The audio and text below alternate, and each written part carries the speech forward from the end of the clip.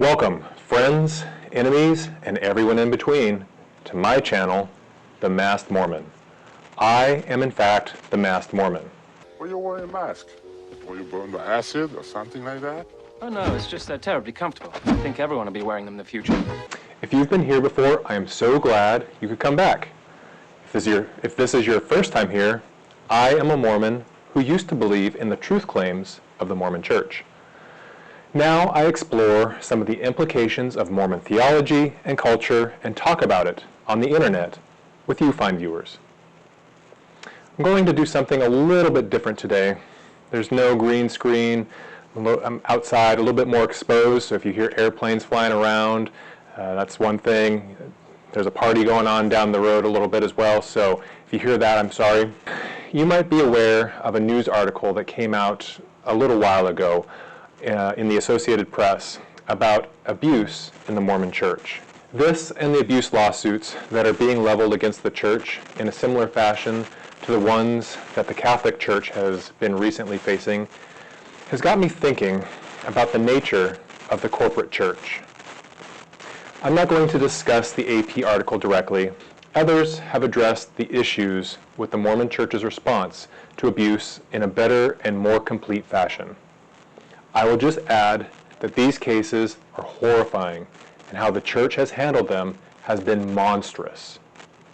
The church's primary objective is to protect itself over the interests of even its most vulnerable members. As I reflected on that sentiment, I realized that the church consumes its members. It demands more and more of its members, often at the expense of their financial well-being, or their own conscience, or even at the cost of the relationships with others, and ultimately, it returns very little. The promises of Mormonism don't really occur until after you are dead. And because of that after-death delivery on the promises of the gospel, the Mormon Church will use you up. And once you are no longer useful, it leaves you to fend for yourself, often then blaming the person for the very position that the church put them into. There are many ways that the church does this. You might be able to think of more, but I think the instances that I'm going to point out will make my point. I have already talked about the great expense of tithing in another video. Tithing, as currently taught in the church, is paying 1/10 of your income to the church. There is often some debate on whether that can be pre-tax or post-tax, but paying it is a requirement for full participation, for entry into its temples where it claims to perform ordinances that can bind family relationships for eternity. If you don't pay, you are barred from these ordinances yourself or from witnessing these ordinances for loved ones. This is especially true for marriages. There are so many people who have been barred from witnessing the marriage of their own children because they don't pay tithing. Something like this happened to me when I married the masked mistress in the temple. One of my biggest regrets in life is getting married in the temple. This is because most of my family aren't members of the church. Because of this, they couldn't come in while I was married. It hurt my mom to no end. They traveled over 1,000 miles to my wedding just to stand outside the temple while we were married. We thought we were doing the right thing. So many messages told us that it was more important to get married in the temple than anything else. It put a rift between my mom and me. And unfortunately, she died as my faith crisis was just beginning, so I didn't have an opportunity to apologize for it. This same story is repeated all over the world, not just from part-member families, but from families who, for whatever reason, have fallen behind on paying tithing. The payment of tithing is often used as a stick to maintain compliance of the members. The church teaches a form of prosperity gospel. The prosperity gospel teaches that faith is rewarded by material or financial blessings. In the words of the Old Testament book of Malachi, it says that by paying tithing, the windows of heaven will be opened, An oft-repeated theme of the Book of Mormon is that of the pride cycle, which is a restatement of the prosperity gospel. The pride cycle is characterized by a group of people showing humility and repentance. This humility results in righteousness and prosperity of the people. Eventually, this prosperity leads to pride and wickedness. As a result of this wickedness, God visits the people with destruction and suffering, which then humbles the people, leading them back to repentance, restarting the cycle. Tithing is often a topic of Sunday lessons, talks in church, or even sermons to people in some of the poorest nations. In 2018, during his world tour after becoming church president, Russell Nelson taught the people of Nairobi, Kenya, "We preach tithing to the poor people of the world because the poor people of the world have had cycles of poverty, generation after generation. That same poverty continues from one generation to another until people pay their tithing." Tithing is something that you are expected to pay even before feeding your family or paying your rent. It doesn't matter if you have fallen on hard times. Holding a temple recommend is contingent on you paying your tithing. In essence, your salvation and the salvation of your family are bought with your 10%. Let's say you fall on hard times and you go to the bishop of your ward for help. A condition for receiving any help from the church will be to pay tithing. They may offer a financial literacy class, of which the first lesson will include paying your tithing.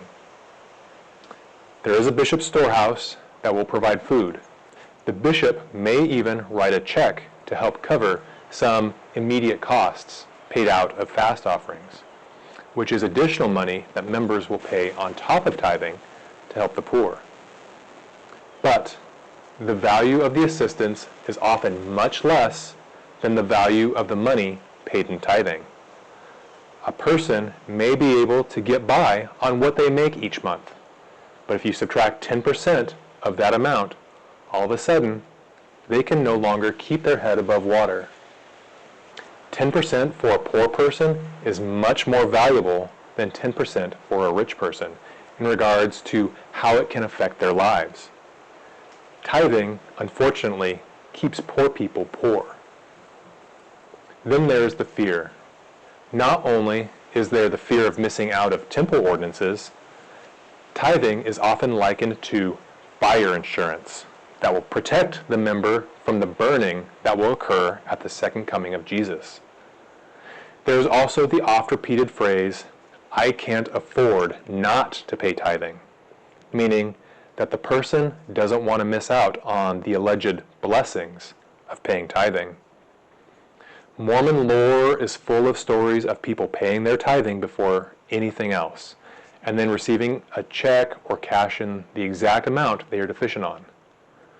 These stories are, of course, unsubstantiated, or ignore the kindness of other people, or ignore all of the stories where someone paid their tithing and nothing happened, or where the person was evicted, or, sorry about all the ors, faced further financial ruin.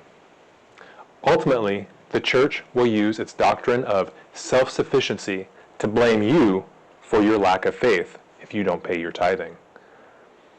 Also, it needs to be emphasized that because of this, the church won't, let me repeat this, it won't take care of you when you are old or if you fall on hard times. It will ask for tithing from you at the expense of your own financial well-being. The church will encourage you to get out of debt, but not at the expense of paying tithing. If you pay tithing at the expense of funding your retirement, the church won't take care of you in your old age.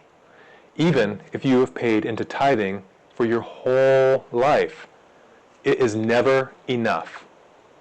Keep paying. Sometimes the church will give some token assistance, but always with strings attached.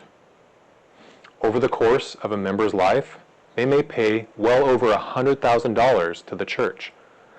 That is money that person will never see again. If instead of paying it to a $100 billion plus corporation, that person invested that same amount with even a modest return, they could easily approach or even exceed $1 million. That is money that has more value to change that individual member's life than it will contribute to the church's coffers.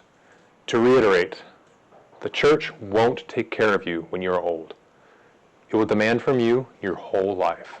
And if you can't pay anymore, it will blame you for the situation that the church helped put you in.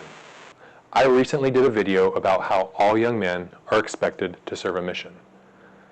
There is a lot of social pressure to do so, and social costs for not going, on top of the financial costs that the missionary or their family has to pay. Missionaries are often put in harm's way.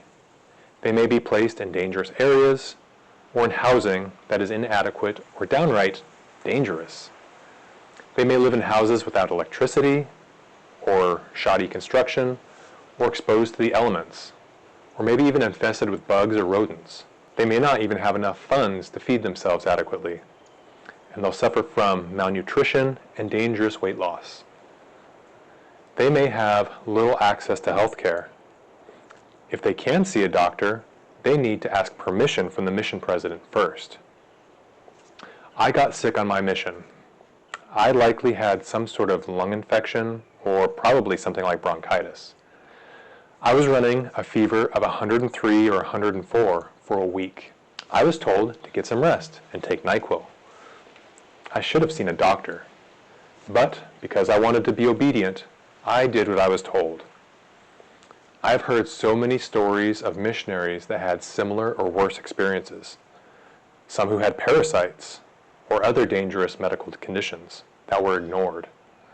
Some who got injured and were sent home with their families on the hook to pay for their treatment.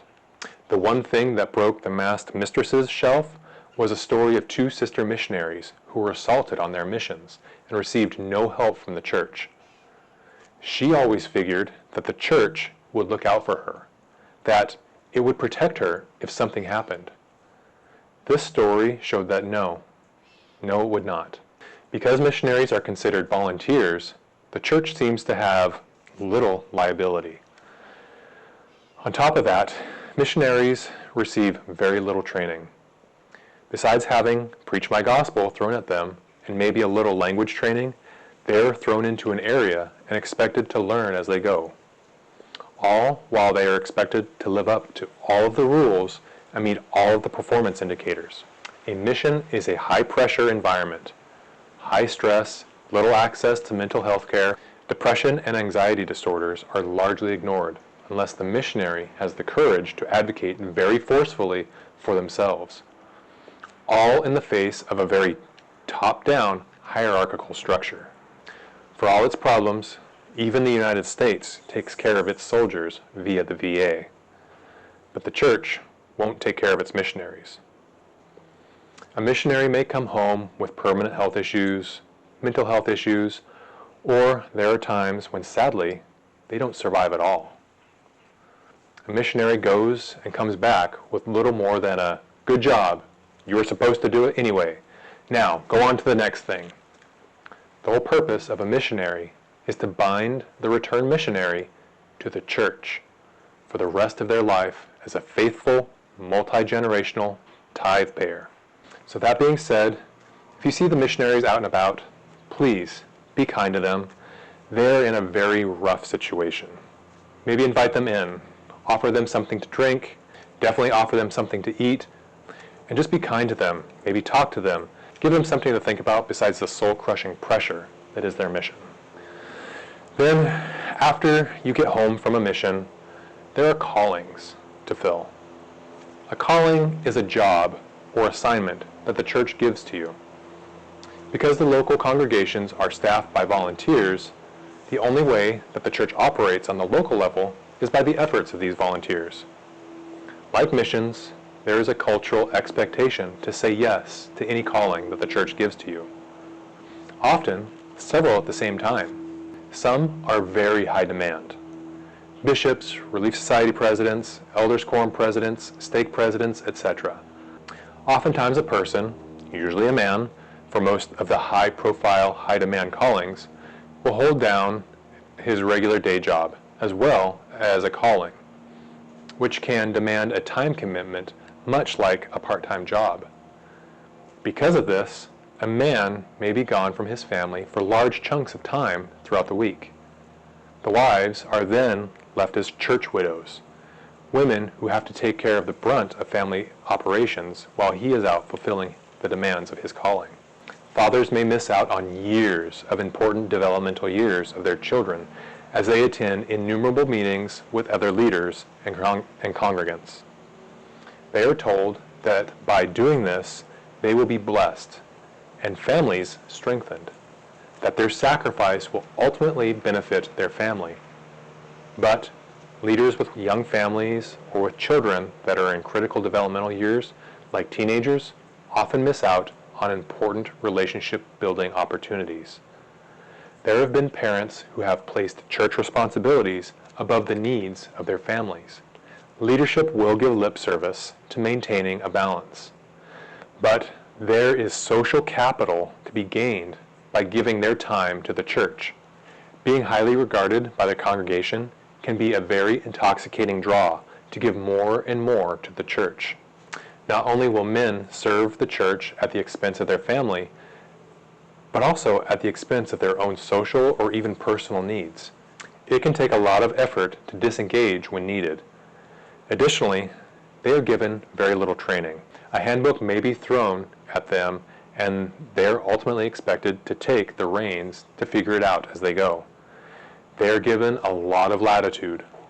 A lot of terrible things have been perpetuated by these people in the name of the church, often as they are trying their best, but they will give terrible advice when they should defer to a professional.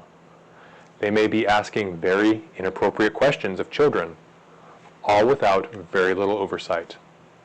Again, these are often very good people put into very difficult situations. In the temple, men and women are put under covenant to give everything they have, are, and will have to the Church of Jesus Christ of Latter-day Saints. This is a covenant they will take very seriously. They will serve, often wearing themselves out, without any sort of compensation, without much in the respect of support or training from the church. And when it is all done, they'll be unceremoniously released with little more than a half-hearted thank you. The next person is called and the cycle continues. And when they are too old to be of use, they are expected to keep attending meetings and paying tithing until they die.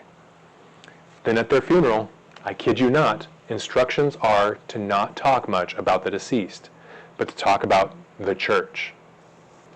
The last thing I talked about focused on the high demands placed on men.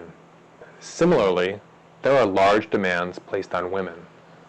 They're just different. Women are told their highest purpose in life is to be a wife and mother. Again, often at the expense of other goals she may have.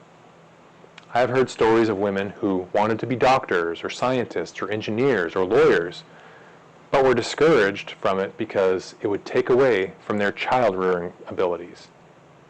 Women will sacrifice their education and career goals in the face of a husband's goals. She may leave school without a degree or get one as a fallback for if something happens to her husband.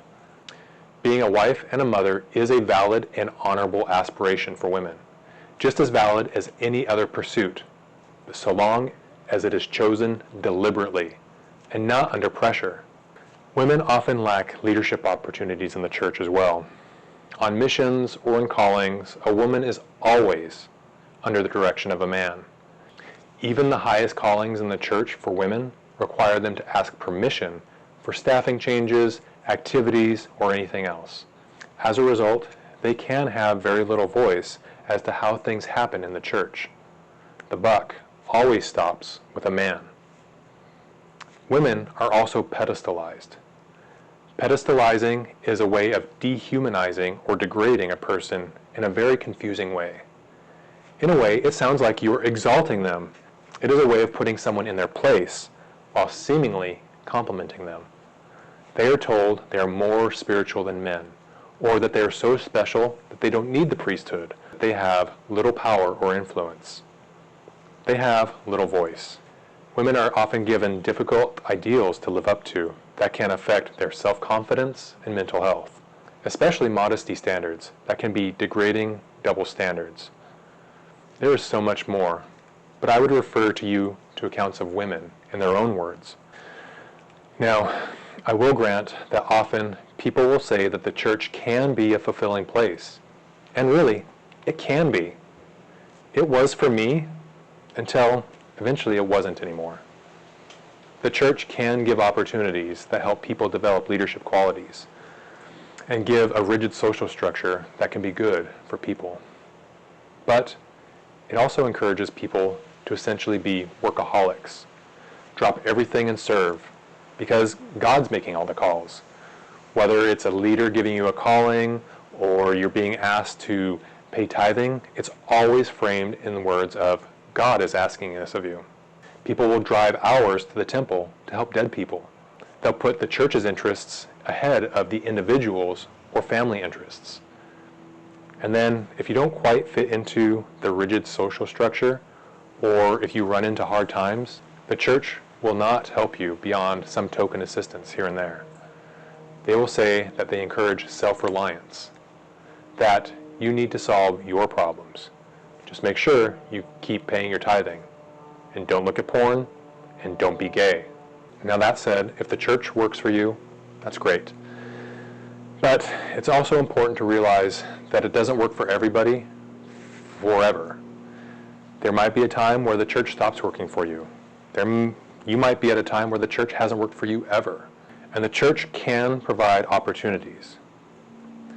But, as I've been trying to emphasize, the church will not take care of you when you get old. It will demand all that you have and more. It will consume you until there is nothing left. Not only financially, but often socially. How many times have you talked to an old member of the church who has nothing to talk about but church stuff? They're talking about the temple, they're talking about their calling, but they have no interests outside of the church. Everything that they are has been consumed by the church. There is nothing left of whoever they were before. But those are my opinions. What do you think? What other ways does the church consume its members? Let me know down in the comments. If you like what I do, please give a like and subscribe, and even share this if you're so inclined.